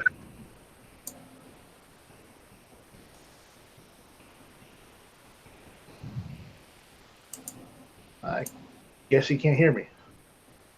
Yeah, I have no idea who's going this year. I mean, heck, I was surprised that Sean Heron was going. But I mean, he's definitely a content creator on YouTube, and he does podcasts. I don't know if anybody knows, but yeah, Aaron Paulette also is the host of the Assorted Calibers podcast. She does that with Weird Beard. So both of them are also, hopefully both of them are going. I have no idea. I haven't heard anything about him going or not. But I really look forward to learning more about getting this podcasting done. Like when Clover and I met up, I was checking out his equipment and wow, that sounded weird. I was checking out his I'm flattered, honey. I'm flattered. But I almost want to ask, but at another point, I don't. Clover has interesting junk. Right? Yeah, he did. Well, what can you say? He's got an interesting set of Lucky Charms. he had things I hadn't seen before. But I was really checking it out because, hey, man, doing this is not making money at all. I mean, it's not a money-making venture. But when I spend it, I want to spend it once on decent equipment, even if it's like value-based. Like, okay, I only have this much to spend. What should I spend it on? And if you tell me, well, you know what? You need to get a little more money together because the next step on that makes it worthwhile. You know what I'm saying? And those conversations, hardware, software, editing, I mean, it's all stuff you want answers to. And when you're all together and in a room like this is really cool. But we all don't want to step on each other when we're talking because people may be listening or using this for other means. But if we're all in a room talking, even better, because you can kind of step on somebody and it might lead to somewhere else and doesn't sound like a bunch of rambling of mad people over the internet. Well, communications is easier when you have people in the same room, yes. But additionally, once each other, now you're not introducing each other in this. You're way more effective. You're all the primary stuff. Mm-hmm. Yeah, I'm thinking that it can be an opportunity to, as part of the campaign, some scheduled live chats. We can really address some of the important stuff that we're going to need for gun rights, especially those attending, such as equipment, software, and of content. And again, we can use it as a way to facilitate shops who may not have a content creator nearby that they can reach directly or don't realize it's something they can even do. And if we can raise awareness that it's possible to support 2A advocates as well as just people creating videos on gun reviews or whatever, then we can raise awareness on that too. And use it as a way to find out who all is interested in attending, and again, the way to there's all kinds of gun shops we can think of off the top of our heads: Gun for Hire, Sporting Systems, others that are interested in supporting activism, like Kool too, manufacturing industry that are interested. So if we this as a catalyst to get some of that going, and use the results of creates introduce people, create relationships. That part, that whoever invented the convention didn't wait around. Why go to be the best show on? Built be first. So if we build some of these, we'll see if they fly. And fly, then we've established a whole nother way going into 2020 to let 2A activists work their hands tied. Mm-hmm. Well, another thing that I think is useful in this is when a company or a gun shop like Sporting Systems or whoever steps up and does something for the Second Amendment community in whatever capacity, I think that we need to give them enough attention to where the other gun shops that aren't doing that see that and say, hey, if I do something like that, maybe I can get some attention too, right? You make it cool for the gun shops and the smaller companies to jump on these things and help out in a way that makes them do it organically without, you know what I mean? Yep. It doesn't become a thing until let's give them a thing to work on it. And the best, it just has to be something before we get the rights policy so that we can use these 90 days, 60 days, 60-something days we have left. Well, with that, unless anybody else, I don't know how long I've been on, but it's too long because we've already passed the threshold. The project is funded. Thank you for sticking around. It was a successful attempt at working with XSplit. It was a successful, knowledge gain effort, and we'll try to get on another computer. And thanks to everybody who participated so far in the project. It's effort a couple of days to try to get a patch on the file. And thanks, Tony, jumping in. Thanks, Night Strike, Honda, Clover. Thanks. Thanks for the invite, man. Thanks for having me on. And let's see, today's Friday. It is Friday. Weird with the holiday and everything. Patch Friday over the Gear web. If anybody's interested, doing some fun stuff on the Daily Gun with giveaways today. Trying to encourage sales over there. Keep online.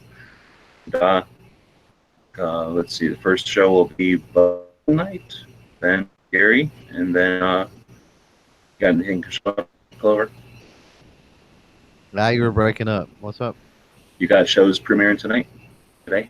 No, we got the Friday podcast, but it's already released. It's out there. Right on. Thank you, everybody again. We'll see you later.